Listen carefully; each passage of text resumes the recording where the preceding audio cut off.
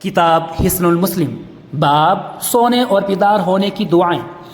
آپ علیہ الصلوۃ والسلام نے فرمایا، جب تم میں سے کوئی شخص اپنے بستر سے اٹھے اور پھر دوبارہ اس کی طرف آئے تو اسے اپنی چادر کے دامن سے 3 مرتبہ جھاڑے اور بسم اللہ کہے، کیا معلوم اس کے بعد اس پر کیا چیز آ گئی ہے۔ اور جب یہ شخص لیٹے تو یہ دعا پڑھے، بسمک ربی وضعت جنبی وبک ارفعہ ان امسکت نفسی فرحمها وان ارسلتها فاحفظها بما تحفظ به عبادك الصالحین۔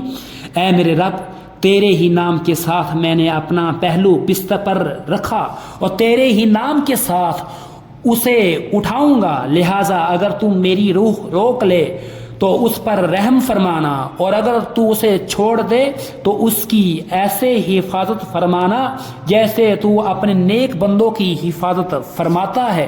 اور یہی باب جاری ہے۔